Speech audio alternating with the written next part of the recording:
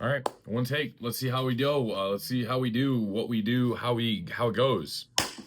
All right, I'm gonna do a 10-minute podcast thing by myself. I'm missing my microphone. I don't really have a script. I don't know what I'm gonna talk about, but value. Like, let's just riff, okay?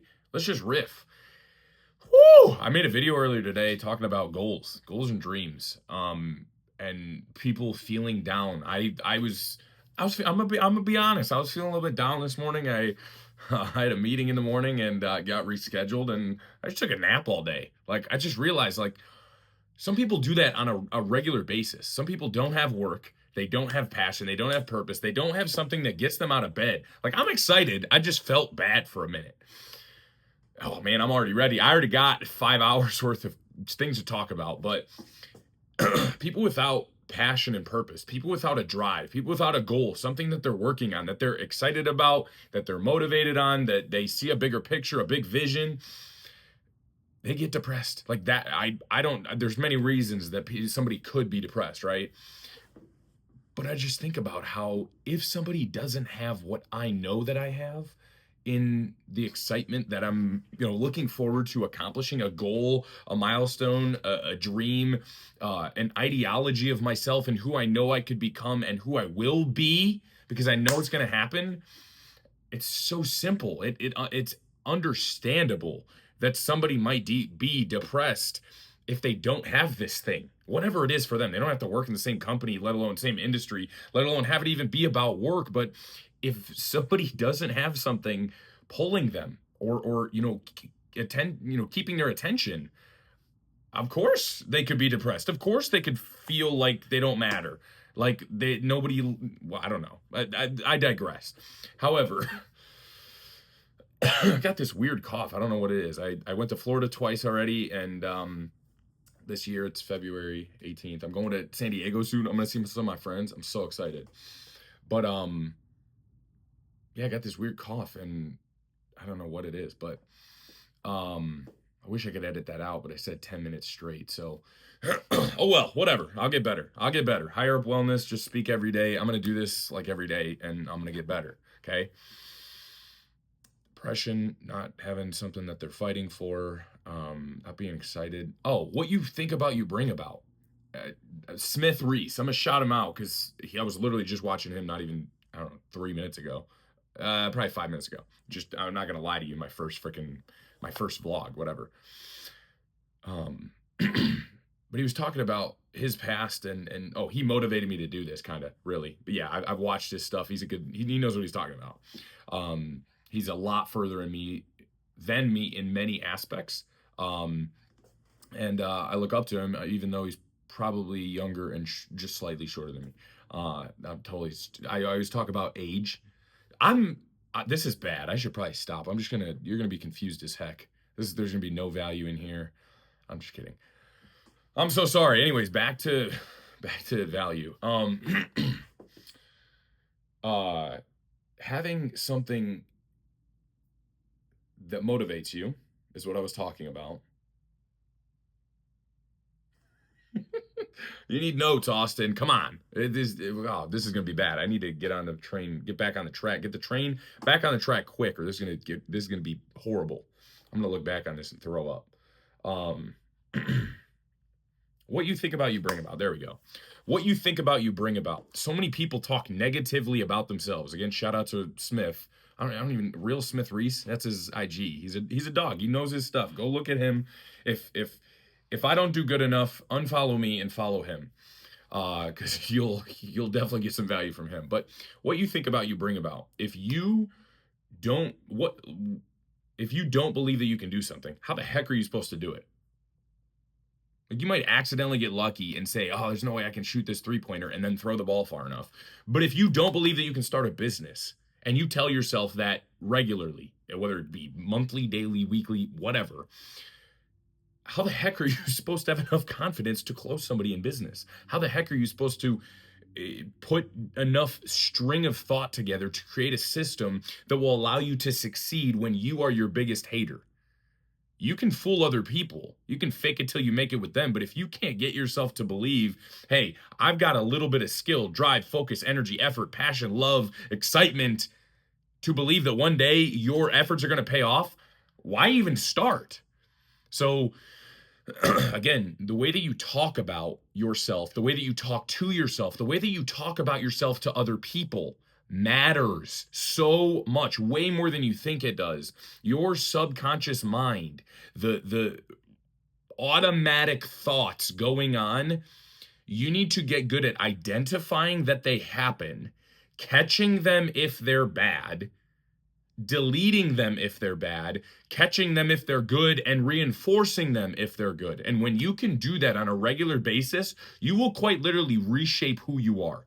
You will rebuild your identity. You will encourage yourself to become the person that you want to become. You will start doing the things that will get you to where you want to be, because you are tricking your mind into being the person who deserves the things that you are looking to acquire.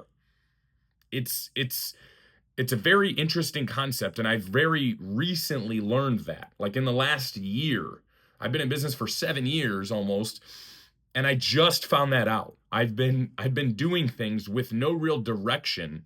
I know where I want to be, but like I didn't have a roadmap or tools that showed me. I believed that I could get there, but I didn't have logical proof. I wasn't able to really prove that to myself.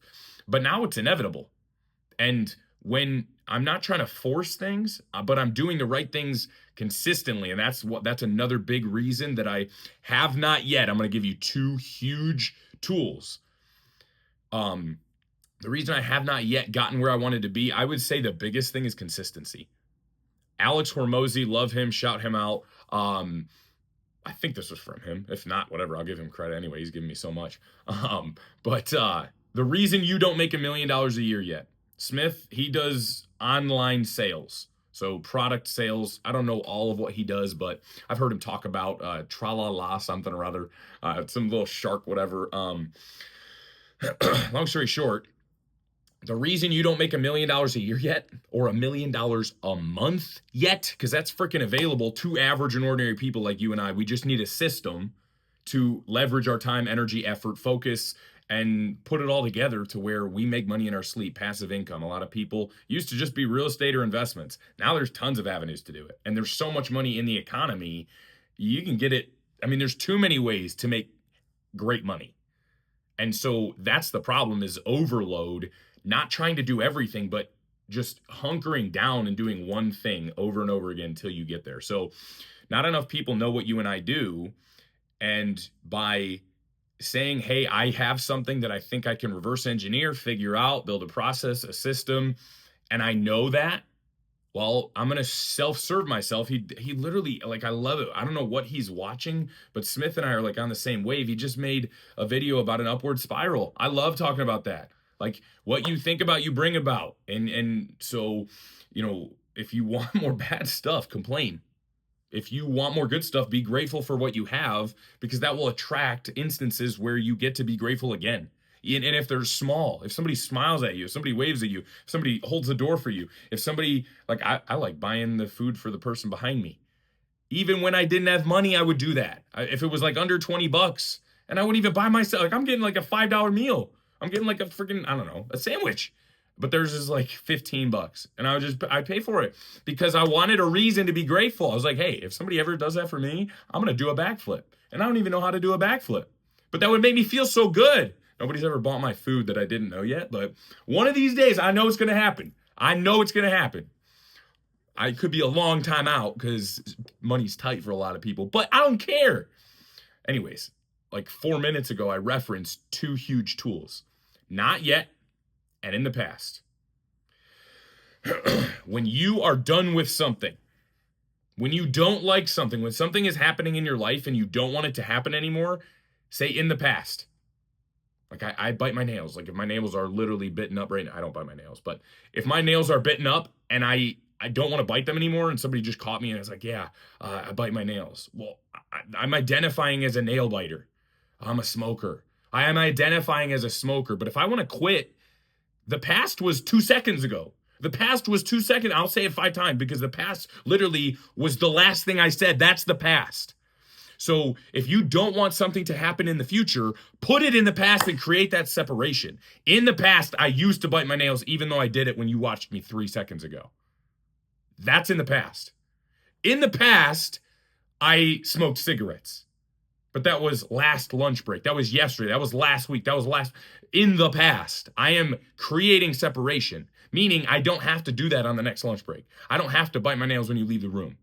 Thankfully, I don't do either of those. But if you're dealing with that, maybe this is for you. And then I haven't yet made $1 million in a month. It will happen. And it's really cool because I'm not just saying that. I've had other people tell me that.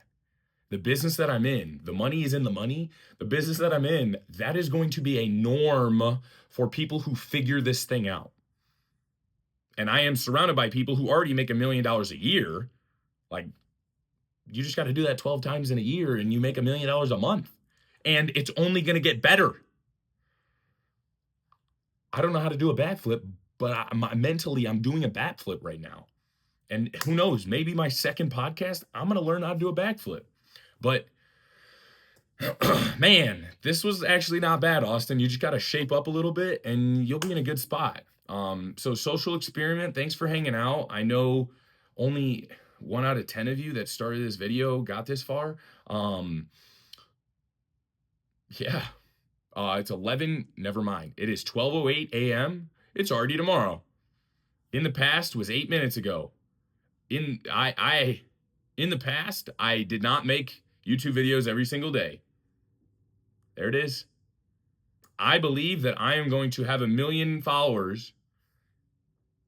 I didn't want to lie, but I haven't thought this out yet, so I don't know what I believe yet. I expect that I'm gonna go over 100,000 followers on Instagram this year. Yeah. Yes. Let's try that again. I am so grateful that I'm going to have over 100,000 followers on Instagram. We'll see how this ages. Hopefully like fine wine, you know what I'm saying? Wow. But kids, if you're watching this, I love you. All right, I got to end this. I'm about to say some weird stuff. Peace. Have a great day.